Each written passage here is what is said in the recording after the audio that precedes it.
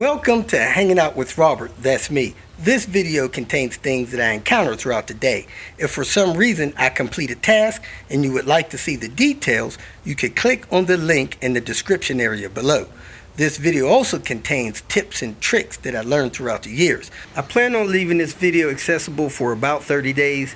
After that, you can view it through my Patreon account. Thank you very much for watching. Kicking off the Tinker Day. Time to get all these parts onto that car right there.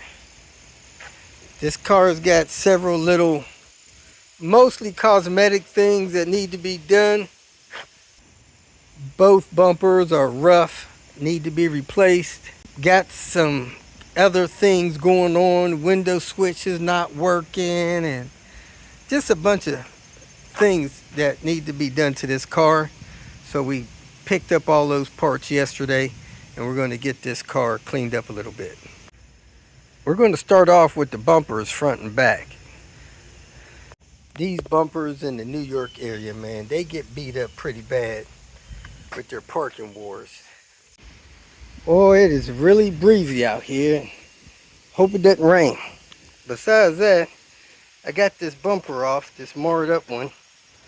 Already put that one on. It looks some better, not totally better, but it's about a 70% improvement. Somebody has replaced the bracket on this side before, but it's starting to rust out already. So I got the brackets off that other car that are in better shape. So let me pull these brackets, put the cleaner ones on, and put this bumper on. I also see that this retainer on this side is damaged. That one is not. So I'm going to try to get that off of there. If I get it off of there, I'm going to bring it over here and snap it on there. It looks like 4 snaps. So that was one of the brackets. That was the other bracket. I got these much cleaner brackets, and I sprayed some lithium grease on them so that I could hopefully prevent some of the rust from developing on the bolts. I could probably do the same on the back side of the bolts. Let me go ahead and try to move that clip over and get this bumper installed. Owner thought this was a little overkill, but I have my saws off, so I sawed that headlight wiper arms off.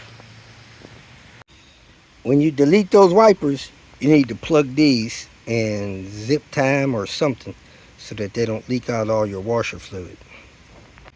Because these bumpers hold water on those bolts, I decided to cut little slots in them there to help them drain off. So those should drain off. Lunch is over. We got the bumper in place. Got to clean that bumper up. It's got some scuffs on it, but it should be good to go. Need to put that plate bracket back on and secure the plate, and I'll be done with the bumper. About to do the oil cooler block off plate. The quick and easy way to do the oil cooler block off plate is to turn the steering wheel around, take that nut out of that splash guard, pull that splash guard back, secure it back so you can access the bolt on the oil cooler thermostat. Get your ratchet, long T40, break both of those T40s loose on that oil cooler thermostat. Put something under the car to catch a little oil. My guess is you'll lose about 4 ounces of oil. We're not removing the lines, we're leaving them there, just removing the thermostat from the oil pan and putting in the plate. Looks like somebody's had this oil pan off. Look at that gunked up sealant, not the right sealant. That's the tool I used to get those broke loose. 6-inch extension, T40 bit, ratchet wrench, press hard, pull it from that 90-degree angle. You should break them both loose. Now I could turn them out and push the oil thermostat down toward the frame of the car against the subframe. There it is, leaking a little oil. Pull the thermostat away and down and wipe off that mating surface. Your oil cooler block off plate should have gaskets and bolts in it. If you're fortunate, this stuff has 10mm bolts on it. The newer cars have the T40s, the older cars have a 10mm bolts. So these have the T40s. Wipe that gasket off, wipe that mating surface off, slide this against the oil pan, pull in the oil cooler thermostat down toward the subframe of the car. As you can see, it's barely dripping in there. You don't need no gasket maker or anything. Just wipe that off with a rag. Wipe that mating surface off with a rag and slide that thing in there and start the screws and just push the oil cooler thermostat down like that. And once you get that block off plate in there, you can even turn this a little bit to kind of force it under the block off plate. Let me show you what I mean. There you have it. All you have to do is tighten the 2 bolts, push that thermostat down. If it's got the screws in the front of the engine, it won't move much. You could try to move it up or down, but it won't touch that serpentine belt. That's pushing it up, it falls back down. It's not going anywhere. If you want, you could get a giant zip tie to your subframe here. I don't think that matters, but you can start the car, look at the back of the block off plate, make sure it's not dripping oil. And if for some reason you get a block off plate in the mail, remember on the other side of this thermostat there is a gasket on it, so you could reach in there and take that off. Now you don't have to remove this lines or that thermostat. You could leave that stuff hanging, or you could remove the thermostat if you want, or you could remove all the lines. This is a quick and easy way. Somebody can remove those lines in this thermostat the next time the radiator is replaced. That's the easiest time. Other than that, you'll be struggling with this anywhere from a half hour to an hour trying to get those lines out of there. If you just want to bypass these oil cooler lines real quick, this is the way to do it. Next, I replaced that seal there and installed this seal here. This seal is important because if you develop some kind of leak or smoke or something in this car, this seal stops this stuff from going up over your windshield and blinding you while you drive. Forces all that stuff to go down under the car. So we got that installed. Next, we're going to replace this hatch because this one is rusting. See all that rust? Going to replace it for that. Probably lose this T5 badge, maybe move that over. I'm going to move the wiper over, and I'm going to move this key piece over here. Take this off and move this over. I'm going to remove that badge. The owner may want that, and he'll have a nice clean rear tailgate hatch. Take this rear panel off, man. I pulled these clips out of here, brand new clips. All 4 of them broke. Actually 3 out of the 4 broke.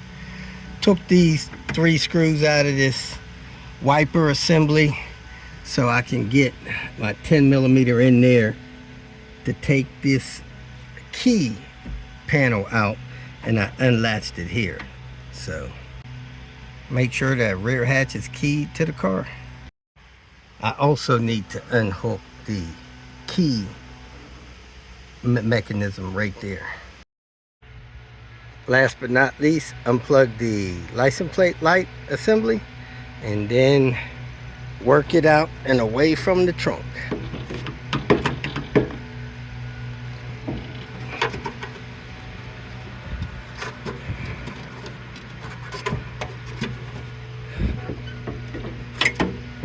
There you have it. Best way I know to get that key assembly out. Looks like you may be able to pull this gasket back, pull that clip off of there and get it out as well. Replacement hatch has all the screws and no cracks. That's a good thing. Let me fix this panel up and snap this panel in place. The new hatch has a pull for the lock on the back, So I drilled a hole in this panel and I put that bushing around it. So we're good to go. Took one of those nuts off of the other door panel, flipped it upside down, secured that. Got a couple of these from that top piece there. So I am ready to go. I got this thing in place, got the wiper fixed, got the latch on, got the lock replaced. Gonna lock this thing on, move on to the next task. And it has the R on there for the right. And when you get these from one place or another, they may have different color trims on the bottom of them. Those just pull off. So you can just pry it off or pull it off and switch it over to the light you're going to use. Toughest thing about this job is not dropping these nuts. They fall down behind this trim body panel here and you never see them again. You got 2 on the bottom lights, 2 on the top lights. Both of these lights in this little panel that illuminate the license plate were out, so I worked on it, got it fixed. Now I noticed there's a tail light out there, so let me get that fixed. We got that fixed. Moving on to the next task. I am done for the day. I'd like to get something to eat before it gets too late, but I got the main things done, and I got a few other minor kind of cosmetic things that need to be done.